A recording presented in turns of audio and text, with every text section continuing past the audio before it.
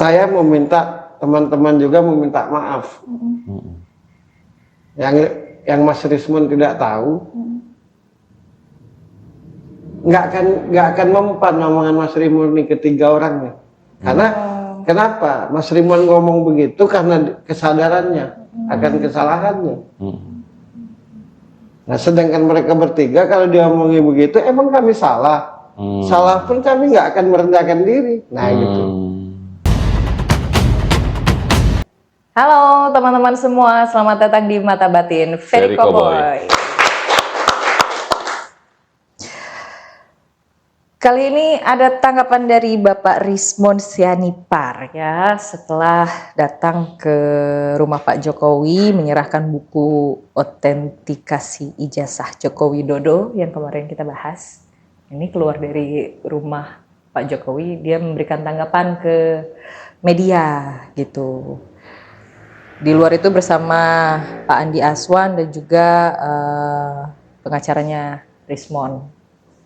Bilang kalau Bapak Jokowi dan keluarganya itu sangat besar jiwa gitu untuk menerima siapapun termasuk dirinya, termasuk Rismon gitu.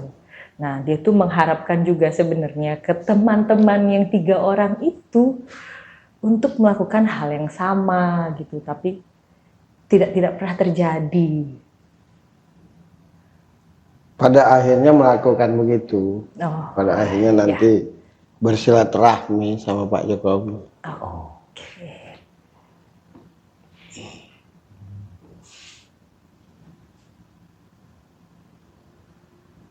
Ya itu. Iya.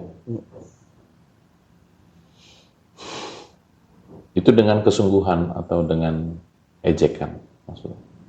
Rismon mengatakan itu. Kesungguhan, benar-benar berharap teman-temannya begitu.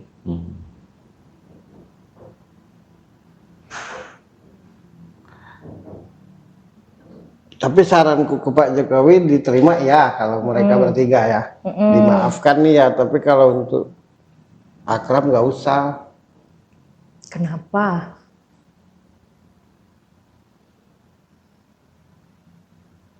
Ntar nyusahin lagi. Minta maaf tuh kan karena kondisi terdesak, bukan memang dari niat hati. Gitu. Kalau Rismon itu kan kesadaran.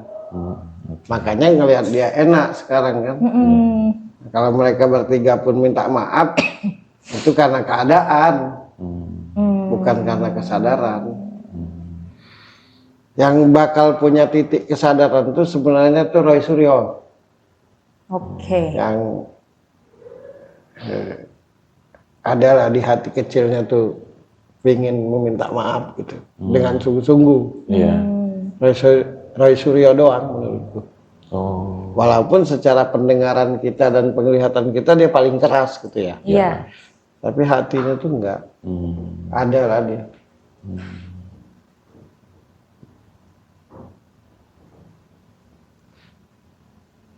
Cuma tidak usah juga jadi akrab. Jadi minta maafnya sungguh-sungguh, tapi nanti begitu lagi tingkahnya, ulangi lagi. Jadi maafin aja.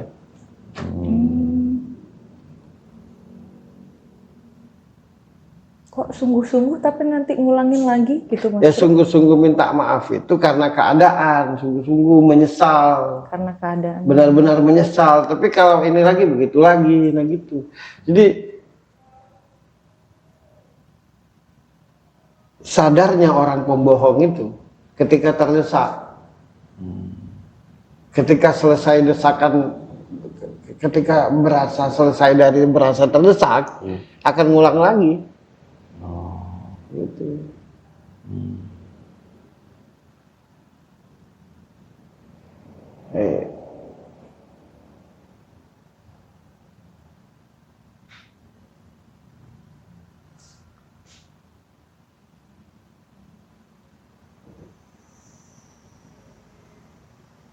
Jadi menurutku dimaafkan aja.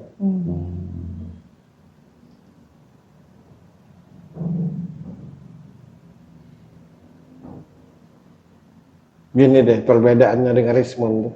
Iya. Wah, aku harus datang ke Solo, ya apa yang kulakukan ini salah. Oke. Nah, sadarnya tuh di titik itu. Oh.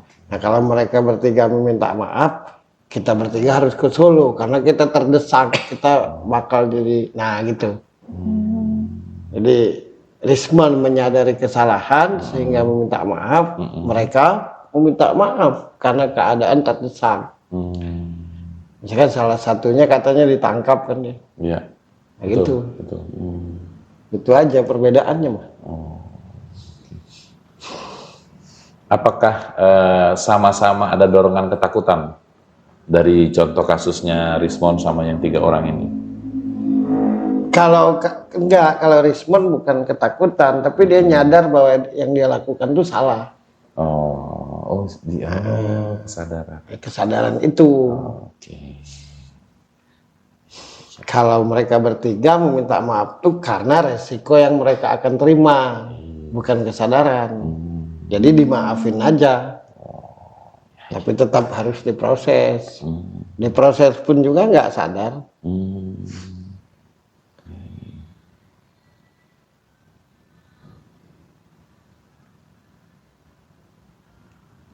Sebenarnya yang mereka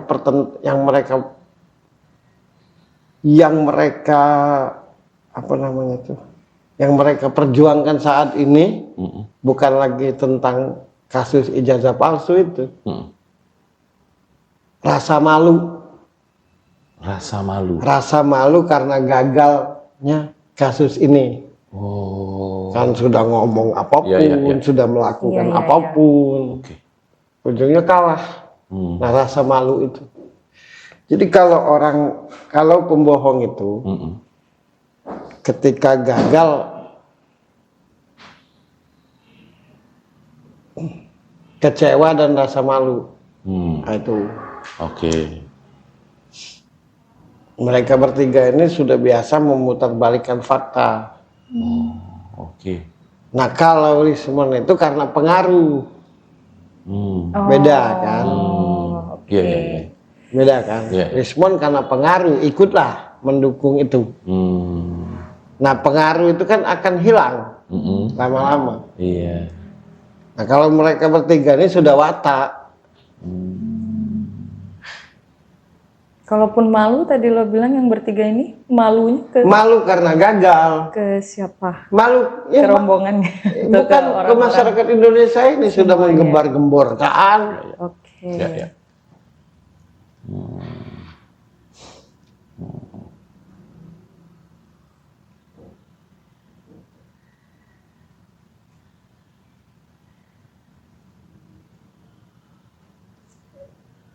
Saya meminta teman-teman juga meminta maaf. Yang Mas Rismon tidak tahu, nggak akan mempan omongan Mas Rismon ini ketiga orangnya. Karena kenapa Mas Rismon ngomong begitu? Karena kesadarannya akan kesalahannya. Nah, sedangkan mereka bertiga kalau dia ngomongin begitu, emang kami salah.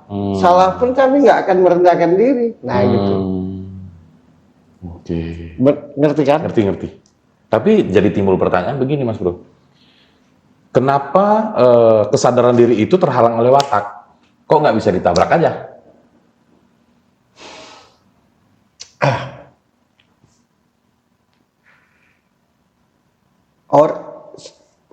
Sejahat-jahatnya manusia itu yang memikirkan diri sendiri.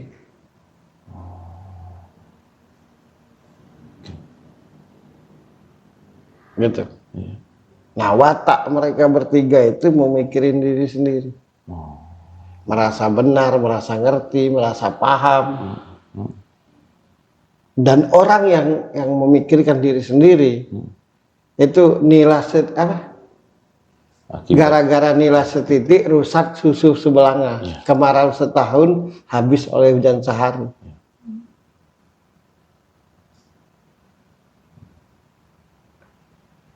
Mereka bertiga itu kan tipe orang yang mau enaknya aja.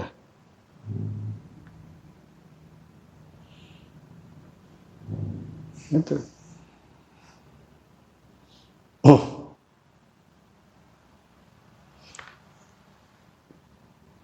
Karena tipunya mau enaknya aja, akhirnya jadi watak. Jadi cirinya. Watak kan dengan sifat beda. Kalau sifat pendiam, humoris.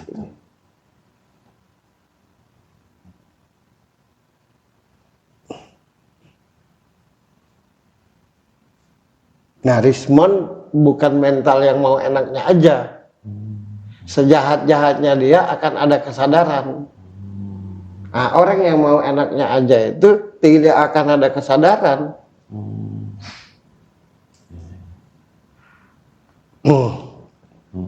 Ketika senang dia lupa, ketika susah dia merasa teraniaya.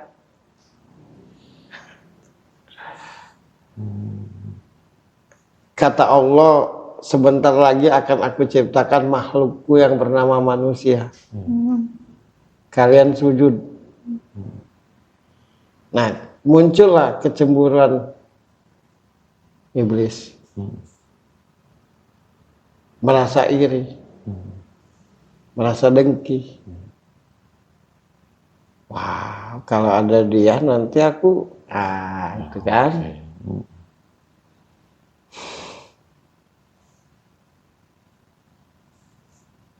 Kepada orang yang menguntungkan dia, akan memuji setinggi langit.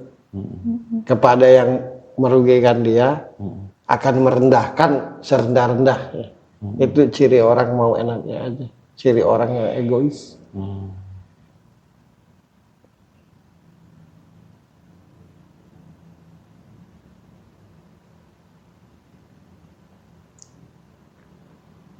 Kata bosnya iblis, ngomong ke iblis, hai anak buahku, godalah orang-orang yang punya ego, orang-orang yang egois. Karena sumber segala kejahatan itu adalah keegoisan.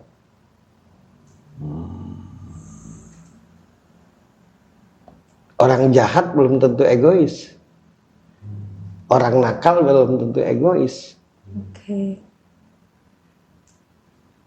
Apa dasar keegoisan itu? Karena dari kecil sehingga dia dewasa dimudahkan, dienakkan, dimanjakan. Jadi dia tidak bisa terima kata tidak. Harus. Keegoisan iblis itu yang membuat dia dianggap iblis dan jadi musuh. Salah bisa diampuni. Ya, egois itu berarti kan dialah yang terbaik, dialah yang semuanya dia doang. Semuanya dia doang itu. Itu egois.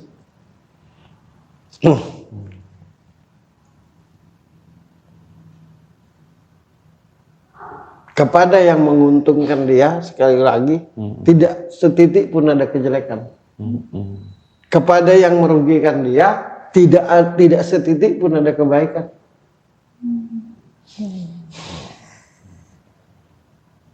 Jadi dasar utama,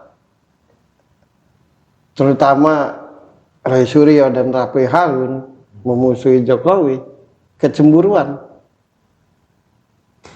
Nah, kecemburuan itu muncul karena apa? Keegoisan. Keegoisan itu muncul karena apa? Dienakin terus dari kecil sampai gede.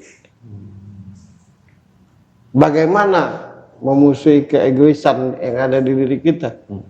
Jadilah orang yang berjuang, jadilah orang yang berproses. Jangan jadi orang yang tahu jadi.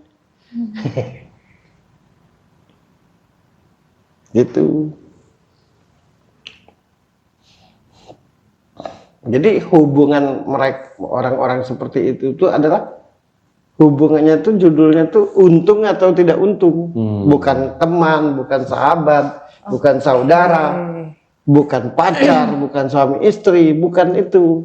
Hubungan orang-orang egois itu tuh terhubung karena untung, itu toh tidak terhubung karena tidak untung. Nah, kira-kira orang begitu bisa membawa keadilan nggak? Makanya aku heran kalau banyak yang mendengar mereka tuh, berarti banyak banget orang yang kayak gitu kan gitu. Ya iyalah. Sekali lagi ya, ciri orang yang mementingkan diri sendiri, ketika ada yang menguntungkan dia, setitik pun nggak ada jeleknya. Ketika ada yang merugikan dia, setitik pun nggak ada baiknya. Kan dari awal mereka ngomongin Pak Jokowi itu setitik pun nggak ada baiknya. Nah harusnya kalau pikiran kita waras, oke lah Pak Jokowi ada salahnya, masa nggak ada baiknya? Itu tanda waras.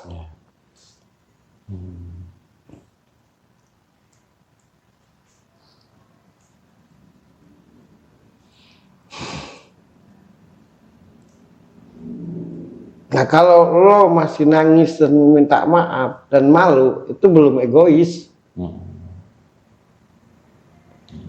Oke. Kalau lo masih malu, masih nangis, itu mah belum egois. Disebut egois tuh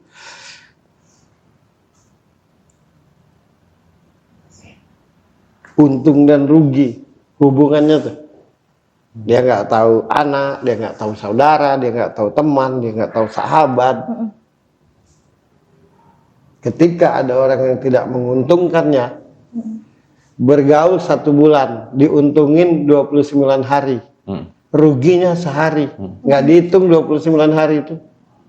Oke.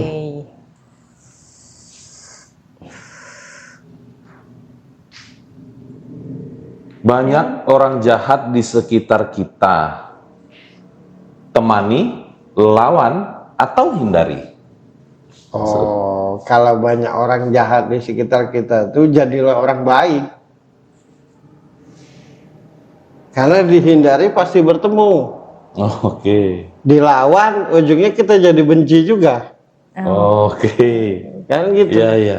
Tadi temani, hindari, lawan kan Lawan, gitu. ya. Ditemani nanti kita juga terkontaminasi. Jadi orang jahat itu ditemani kita nanti terkontaminasi. Dilawan nanti kita ujungnya dia dibenci juga kayak dia. Kan kita emosi terus. Iya. Dihindari pasti suatu saat bertemu. Nah ngelawan orang jahat jadilah baik. Itu kata siapa ya? Kata Khalifah Nabi itu nama rasanya. Banyaknya orang jahat karena orang baik hanya menilai.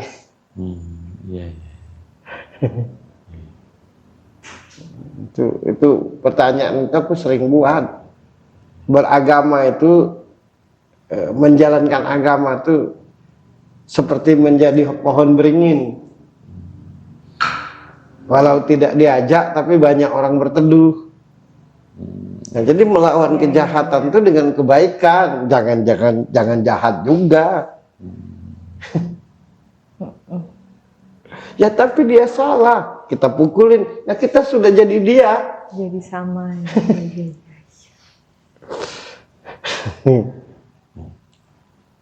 Melawan kopi ya dengan gula lah. Kalau melawan kopi dengan kopi tambah sama-sama pahit dong. Kan gitu. Jadi berbuat baiklah kepada yang baik dan berbuat baiklah kepada yang jahat.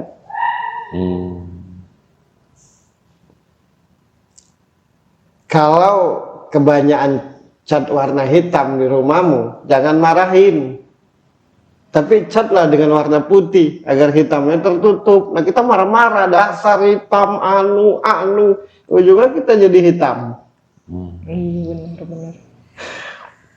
Semut itu lumpuh karena gula. Artinya manusia itu lumpuh karena kebaikan. Nah beragama tapi jihad, gimana? Kafir. Kalau Ray Suryo ke rumahku, aku akan bikinin singkong goreng, kopi, masih gitu. Ada apa Mas Roy? Kayaknya capek banget.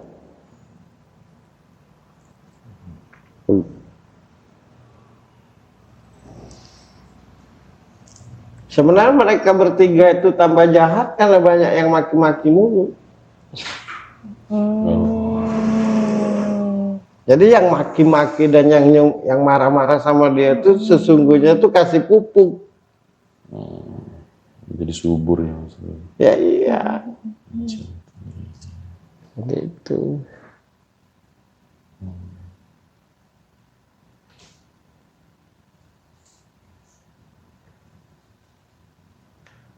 Sebenarnya orang jahat itu yang paling berdosa ketika ada orang jahat itu yang ngomporin.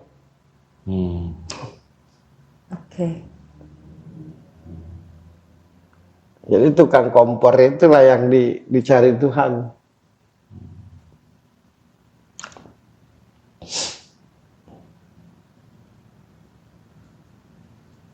Gitu. Jadi panjang urusan Rismon. Iya. Itu.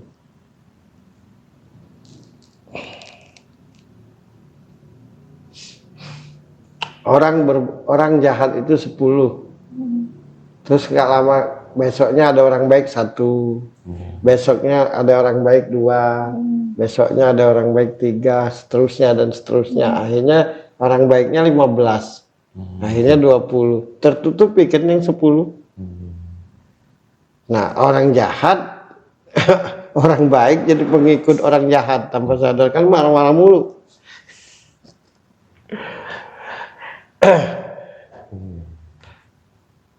Bagaimana cara menggoda yang namanya manusia? Hai komandanku iblis, kata anak buahnya. Iya.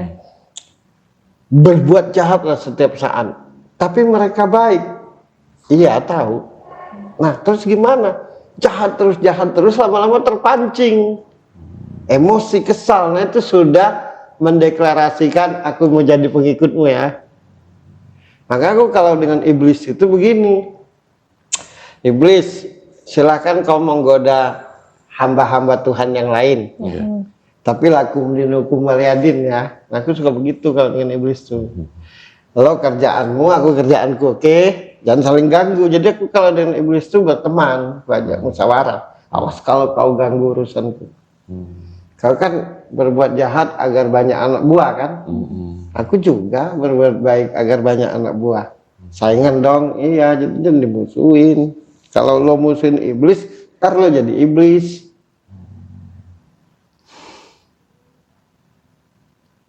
Tapi kan nanti dia tambah jahat, ya karena baikmu nggak tulus. Kalau tulus mah lo orang baik. Tapi tulus itu berat, tulus aja berat, mau diridai Tuhan gimana? Menjadi orang tulus berpuasa, nyambungnya kemana? Menjadi orang tulus itu berbuat baik setiap saat sampai akhirnya tidak berasa berbuat baik lagi.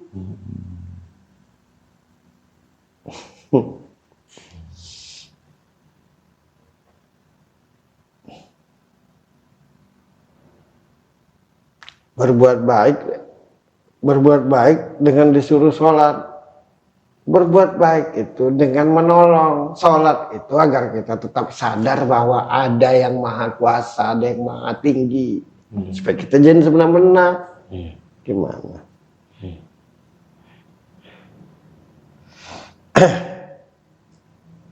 Banyak rezeki. Bagaimana cara banyak rezeki? Rajinlah sholat. Salah.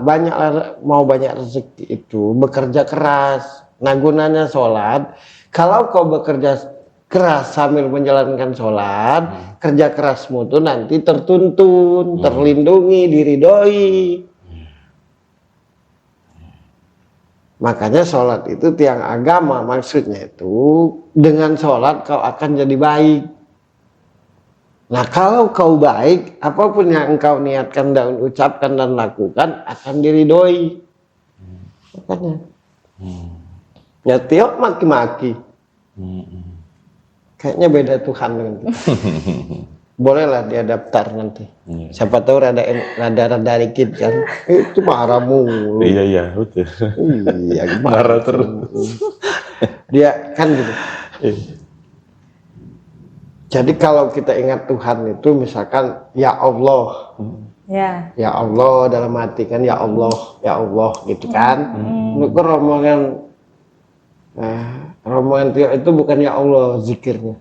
Ya marah. Ya marah, Gitu. Ya buntu gitu. Ya tak dilibatkan. Karena kalau ya Allah pasti tertuntun. Nah, termasuk Roy Suryo itu kayaknya dia itu bukan ya Allah. Apa tuh zikirnya? Ya palsu gitu. Kalau dia ya Allah pasti dia nggak berbohong. Ya iyalah. Ya Allah berbohong, berarti bukan ya Allah. Ya palsu kan gitu. Kalau orang itu benar-benar nyebut Allah dengan benar, malu berbohong. Gitu. Dengan menyebut namamu yang maha pengasih dan penyayang, aku lakukan kerjaan ini kan. Bismillahirrahmanirrahim. Dengan menyebut namamu yang maha pengasih dan penyayang, itu artinya aku lakukan kerjaan ini. Berbohong. Sudahlah berbohong ke manusia, Tuhan diajak jahat pula. Gimana? Sudah beres. Jadi wajar lah ngelantur. Oke. Lama-lama aku jadi kiai kayaknya. Waduh. Biar nggak ada yang marah-marah dengan presiden gitu. Wah. Kayaknya aku mesti jadi guru deh. Cuma kalian harus sujud, harus cium tangan. Biar nanti aku ngomong sama Tuhan masuk surga. Keren lah aku ya. Udah gitu aja. Ada sih mau nanya. Cium tangan masuk surga. Berbuat baik masuk surga itu bukan cium tangan. Oke. Apa hanya dengan mengingat Tuhan akhirnya kita tidak digoda oleh iblis, Mas Bro? Aduh, itu berat itu. Jangan ingat kepadaku kalau kau tidak berbuat baik.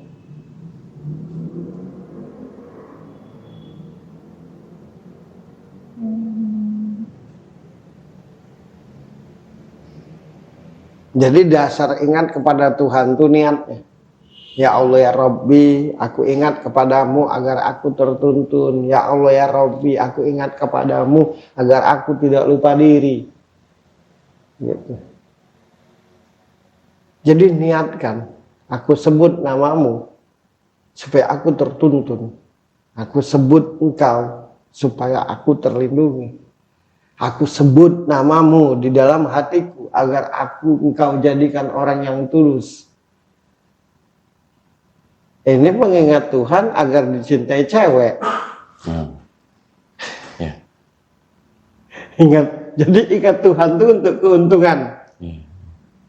Harusnya ingat Tuhan itu supaya ya Allah ya Rabb, dengan penuh kerendahan hati aku sebut namamu di hatiku agar aku menjadi orang tulus. Karena aku tidak tulus. Ya Allah ya Rabbi, aku sebut namamu di dalam hatiku agar aku menjadi orang yang peduli. Karena aku iri hati. Begitu. Jadi ingat Allah pun harus diniatkan. Karena kalau memang cukup dengan nyebut pasti aman dunia nih. Oh, aku sudah ingat dengan engkau Tuhan, aku sudah ingat kepadamu, tapi kenapa aku tidak tenang? Coba sadari, ingatmu karena apa? Ingatnya, aku ingat Tuhan karena ingat lo. Berarti lo yang gue ingat. Ku sebut Tuhan dengan harapan dapat pertolongan. Begitu ditolong Tuhan, lupa sama Tuhan, ingat sama Virgi. Nah, coba. Betul. Jadi ingatlah kepada Tuhanmu untuk perbaikan dirimu. Tuhan, aku ingat kepadamu ini karena aku nakal. Jadikan aku jangan nakal. Aku sebut namamu ya Allah ya Rabbi karena aku ini pemabuk. jadikan aku jangan pemabuk. Tuhan, aku sebut namamu ini, aku sebut engkau karena aku orang yang peragu. Jadikanlah aku jangan jadi orang yang ragu. Tuhan, aku ingat kepadamu karena aku tidak sabaran, jadikanlah aku sabar, gitu. Ini ingat dengan Tuhan karena nggak berduit. Jadi bukan ya Allah akhirnya. Ya buntu, ya buntu, ya buntu.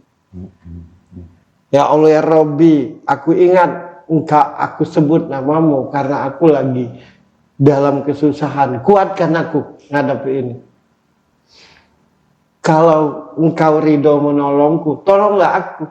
Jadi ada tata caranya dengan Tuhan tuh, jangan asal. Kenapa kita ini tidak saling menghormati? Karena dengan Tuhan pun asal-asalan. Bahas Tuhan di sana. Dengan bininya aja nggak tahu. Udah tahu keberadaan Tuhan gimana. Jadi ingat Allah itu supaya menjadi manusia baik. Ya Allah ya Robbi, aku sebut namamu. Aku lagi cari rezeki. Dengan menyebut namamu dan tuntunanmu dan keriduanmu. Aku mohon jalan kemudahan biar aku dapat rezeki. Gitu dengan Allah tuh punya adab.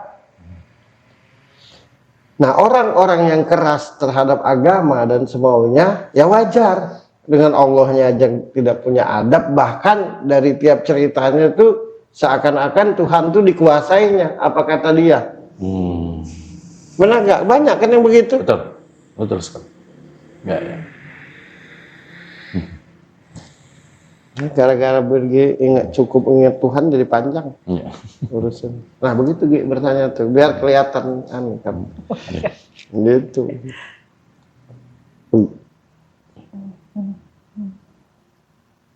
Ketika orang ingat Tuhan tapi tetap jahat, berarti dia tidak tahu tujuan ingat Tuhan itu untuk apa. Kalau dia tahu Tuhan itu siapa, pasti dia tidak berani untuk berbuat di luar apa yang diperintahkan Tuhan. Jadi jangan sibuk mencari Tuhan, tapi sibuklah Tuhan tuh seperti apa gitu, sifatnya seperti apa kan disebut. Maha baik, maha sempurna, maha suci, maha bersih. Ya Allah ya Robbi, tolong hukum dia. Mana? Karena aku patah hati berkali-kali oleh dia. Tuhan diperintahkan. Giliran baik lo peluk-pelukan sama Tuhan lupa. Patah hati baru disebut. Tuhan aku kayak bemper aja. Gitu. Nah orang yang berteriak-teriak akan kebesaran Tuhan itu sesungguhnya tidak bertuhan. Hatinya tidak bertuhan, mulutnya bertuhan. Fisiknya bertuhan, maka dia teriak-teriak. Kalau orang tuh bertuhannya di hati itu diam. Itu. Jadi fasih di ucapan, fasih di penampilan, tapi tidak fasih di hati. Begitu di cocok dia aja di penceramah. Dah kembali ke mata batin, begitu aja. Ya sudah. Ya. Belum ya.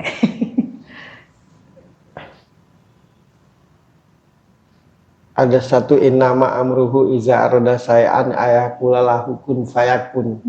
Nah kalau Allah sudah begitu, kalau Allah yang berbuat langsung kepada Roy dan teman-temannya baru bisa berubah. Selagi itu manusia nggak akan nyampe ke hati.